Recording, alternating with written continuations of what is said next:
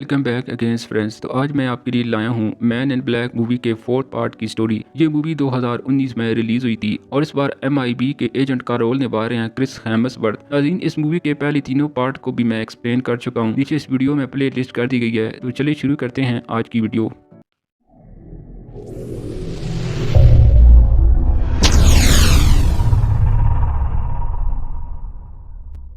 Movie की शुरुआत में हमें दिखाया जाता है कि जहां एक एलियन पेरिस के अल्फा टावर पर लैंड होता है, जिसके बाद MIB के दो एजेंट टी और एच इस एलियन को रोकने आते हैं।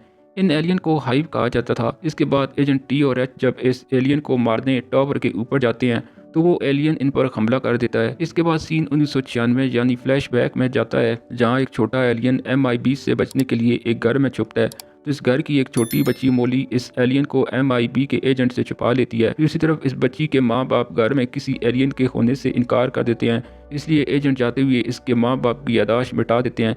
लेकिन मोली को MIB के बारे में पता चल जाता है और वो छोटा एलियन जाते हुए मोली से अपनी ज़बान में कुछ अल्फाज कहता है। अब सालों बीत चुके थे और अब मोली भी बड़ी हो चुकी थी और साथ ही वो इंटेलिजेंट भी, इसलिए इसे कई जगह से जॉब्स की ऑफर आती है।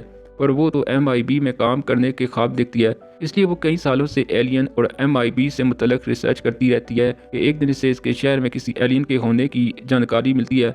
और वो जैसी इस जगह पहुंचती है तो उसे वहाँ एक एलियन के साथ दो MIB के एजेंट नजर आते हैं। तो मोली फौरन इन MIB के एजेंट का पीछा करते हुए MIB के ऑफिस में पहुंच जाती है। मोली MIB के एजेंट की तरह काले सूट में अंदर जाती है, इसलिए सिक्योरिटी वाले इसे रोकते नहीं। लेकिन थोड़ी देर में मोली पकड़ी जाती है, जिसके बाद MIB की हेड एजेंट ओ इसकी यादाश्त मिटाकर वापस भेजने ही वाली थी कि तभी मोली अपने बचपन की कहानी बताती है कि किस तरह इसे पहली बार MIB के बारे में पता चला था और फिर इसी दिन से ही MIB में शामिल होने का फैसला कर दिया था। और फिर मोली अपनी बातों के जरिए एजेंट ओ को कन्विंस कर लेती है, जिसके बाद इसे MIB में एंट्री मिल जाती है और इसकी ट्रेनिंग शुरू हो जाती है और इसे मजीद ट्रेनिंग के लिए लंदन ब्रांच में भेजा जाता है। इधर लंदन ब्रांच में काम करने वाले एजेंट एच को हम देखते हैं, जो कि एलियन को पकड़ने के लिए इनके अड्डे पर होता है। तभी क्रिमिनल एलियन का बॉस अपने आदमियों से एच को पकड़ने का कहता है, जिसके बाद इनके बीच फाइट शुरू हो जाती है। दूसरी तरफ मोली भी लंदन पहुंच चुकी थी, जो कि वहां पहुंचकर MIB के हेड टी से मिलती है।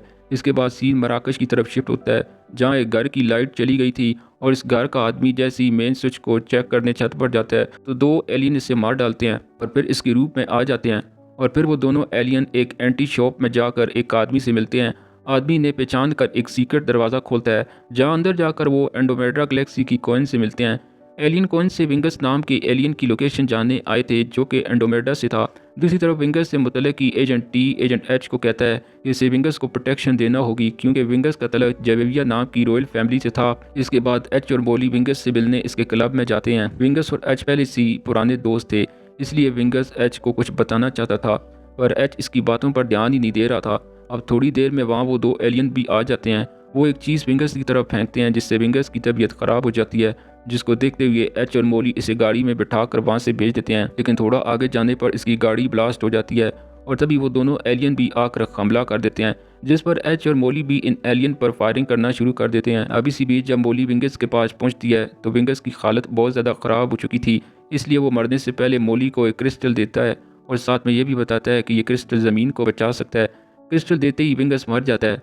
इधर ट्विन एलियन से मुकाबला करने के लिए MIB के बाकी एजेंट भी वहां आ चुके थे, जिनका देखकर ट्विन एलियन वहां से भाग जाते हैं।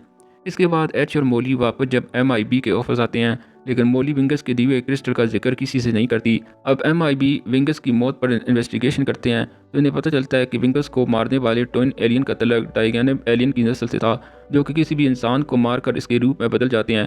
और विंगस को इन्होंने क्लब में पहले से जहर दिया था, जिससे इसकी तबीयत खराब हुई थी, इसलिए एच और मोली इस जहर का पता लगाने के लिए मराकश पहुंचते हैं। वहां जाकर एक आदमी से इन्हें पता चलता है कि इन ट्विन एलियन ने जहर हासिल करने के बाद कुछ छोटे एलियन को भी मारा था और वहां सिर्फ एक ही एलियन जिंदा बचा है, जिसका नाम प्यादो था। प्यादो की मोली से दोस्ती हो जाती है और वो भी अपनी कॉइन का बदला लेने के लिए इनके मिशन में शामिल हो जाता है।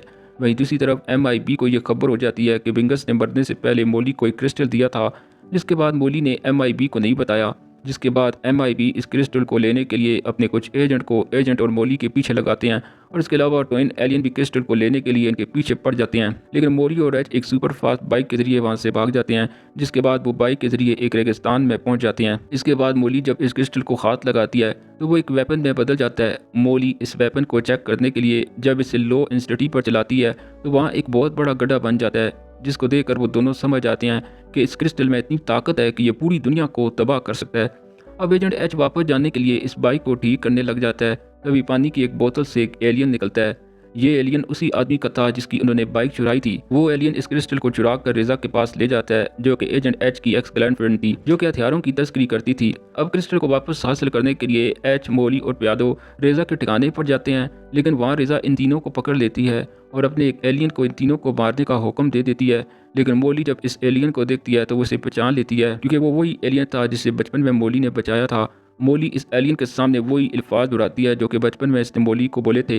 इन अल्फाज को सुनते ही वो एलियन इन तीनों को छोड़ देता है, जिसके बाद तीनों रेजा से क्रिस्टल लेकर वहाँ से जाने लगते हैं। लेकिन तभी रास्ते में ट्विन एलियन हमला कर देते हैं। मोली अब जैसे ही क्रिस्टल वेपन के जरिए इनको उड़ाने वाली थी कि तभी वहाँ MIB के एजेंट वहाँ आकर दोनों ट्विन को मार देते हैं, जिसके बाद एजेंट टी मोली से वो क्रिस्टल ले लेता है और फिर सब MIB के ऑफिस में आकर जश्न मनाते हैं, जहाँ एजेंट टी अपनी स्पीच के दौरान मोली की तारीफ करता है और वहीं इन बातों का जिक्र भी करता है जो एच और मोली ने इसे बताई ही नहीं थी। जिस पर मोली और एच को कुछ शक होने लगता है और इसलिए वो दोबारा से इस क्रिस्टल को चेक करने के लिए सीक्रेट ऑफिस में पहुंचते हैं तो वो क्रिस्टल गायब हो चुका था, जिससे वो समझ जाते हैं कि एजेंट टी इन पर नजर रख रहा था और इनके आसपास जो कुछ भी हो रहा था इसके पीछे भी एजेंट टी का ही हाथ था। अब ये बात पता लगने के बाद ये तीनों हाई टी को रोकने पेरिस पहुंच जाते हैं।